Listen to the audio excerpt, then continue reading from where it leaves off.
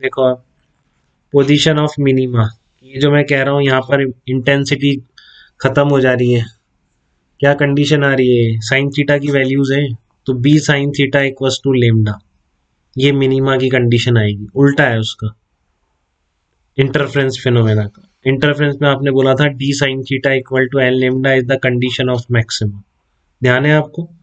Interference में d sine theta equals to n lambda, ध्यान है? कोई पढ़ रहा है ध्यान से उसको पता होगा कि मैक्सिमा की कंडीशन इंटरफ्रेंस में होती है d sine theta equals to n lambda,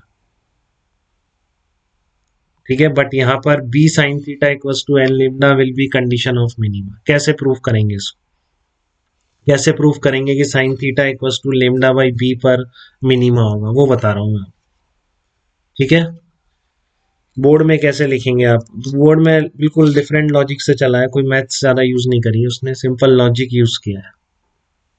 वो देखिए आप कैसे एक्सप्लेन करते हैं बोर्ड में कि b sine theta equals to n lambda is the condition of minima in diffraction pattern, ये आप कैसे प्रूफ करेंगे? पोजीशन ऑफ सेंट्रल मैक्सिमा तो देख लिया आपने, ठीक है? तो अब ये कैसे प्रूफ करेंगे कि मिनिमा की पोजीशन, तो देखिए क्या लिख रखा है मैंने, path difference between waves emitting from A and B equal to b sine theta. यहाँ पर देखिए, पहले ये पढ़ लीजिए एक बार और। Now consider secondary waves travelling in the direction making an angle theta with CO, all waves traveling in this direction reach at point P, path difference between the waves यहीं से पूछ रहा है, between the waves from A and B, ये क्यों कह रहा है ए एंड बी?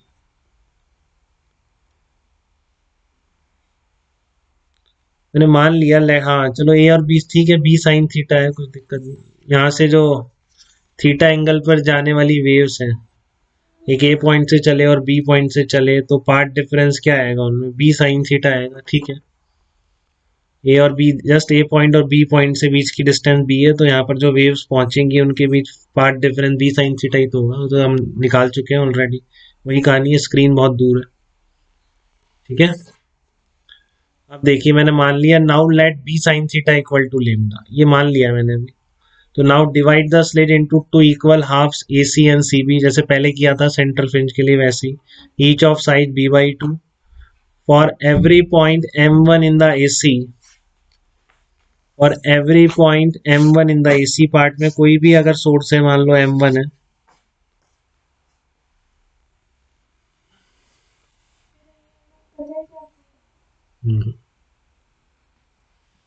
और every point m1 in the AC there will be point m2 in the cb such that m1 m2 equal to b by 2।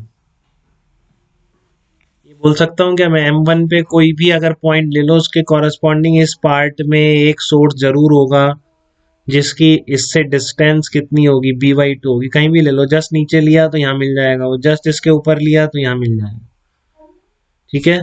तो इसमें आप कोई भी सोर्स ले लो, जैसे m1 लिया तो कॉरस्पॉन्डिंग इसमें m2 ऐसा मिल जाएगा जिससे कि बीच की डिस्टेंस इसकी क्या रहेगी, b बाई 2 रहेगी, ठीक है? तो so part difference between the waves emitting from m1 m2 at p कितना होगा, m2p माइनस m1p, वही कहानी आ गई बेटा एकदम। ये आपका m2p और m1p के बीच पार्ट डिफरेंस कितना होगा,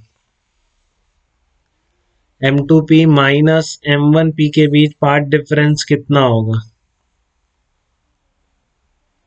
m2p माइनस, वही डी साइन थीटा का तरीका है आपका, वही दो सोर्स है m1 m2, बीच की डिस्टेंस आप कितनी बता रहे हो उनकी, b बाई 2, तो यहाँ पर जो पार्ट डिफरेंस होगा वो कितना होगा, b बाई 2 साइन थीटा होगा, ठीक है? साइन थीटा की वैल्यू यहाँ से डाल दो, आपने मान रखा है इसमें b sine theta equals to lambda माना है आपने, लेट करके माना है कि let b sine theta equals to lambda, तो बी बाई 2 साइन थीटा कितना आ जाएगा, बी साइन थीटा की जगह डाल दो लेमडा बाई बी, कितना आ रहा है, लेमडा बाई 2 आ रहा है।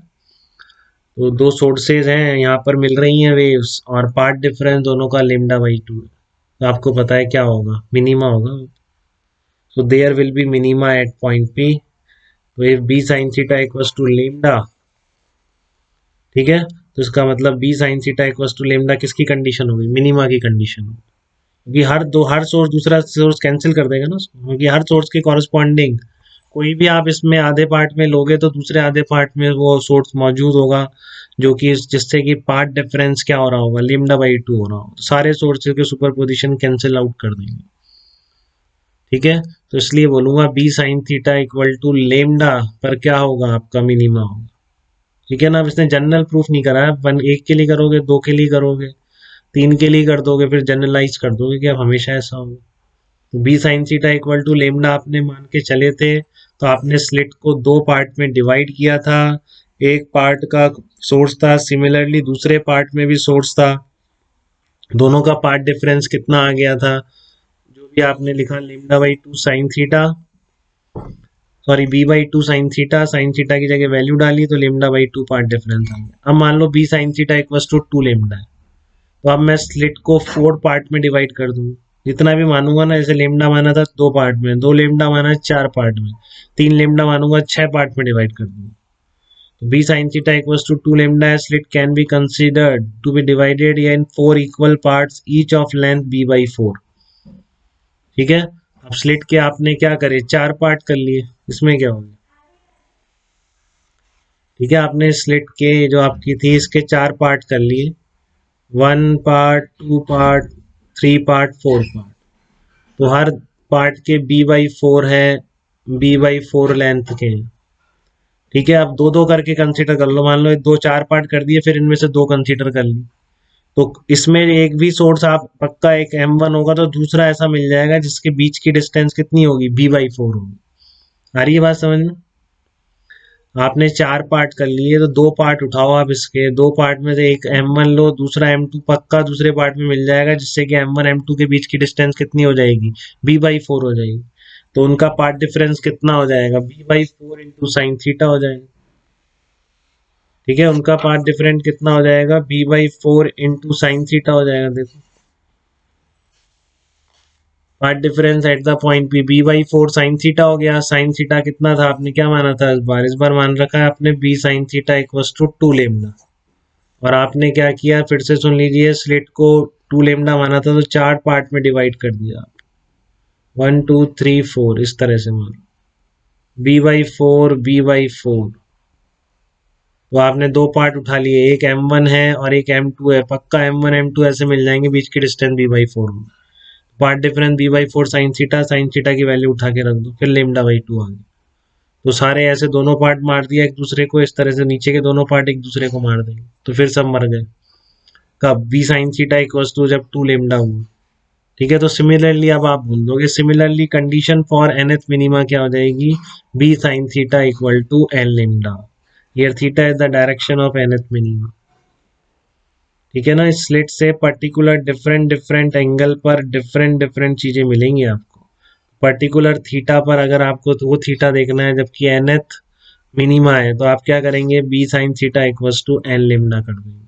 तो ये बिल्कुल रिवर्स कंडीशन आ गई है बेटा, d sine theta equals to n lambda condition of maxima की आपको रेफरेंस में थी। बट ठीक है, डिफ्रैक्शन में b sine theta equals to d था, ध्यान रखिए यहाँ b है, b स्लिट विड्थ है, b sine theta equal to n lambda is the condition of minima. तो यहाँ पर सारे वही पॉइंट लिखे हुए हैं, 0 λ/b, अगला आएगा 2 λ/b, ऐसे इधर भी होगा, माइनस λ/b का मतलब नीचे आ गया, -2 λ/b।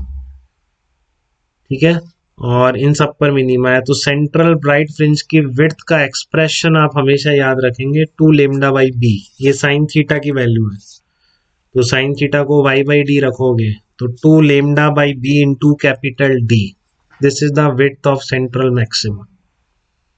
समझ रहे हैं कितना कह रहा हूं मैं, 2 λ/b into capital D is the width of central maxima in single slit experiment। ये याद रख लोगे, बहुत चांस है आपसे डायरेक्टली पूछ लिया। तो ये बात थी पोजीशन ऑफ मिनिमा की, कैसे कंडीशन आई, तो दो बातें क्लियर हो गई, डाउट तो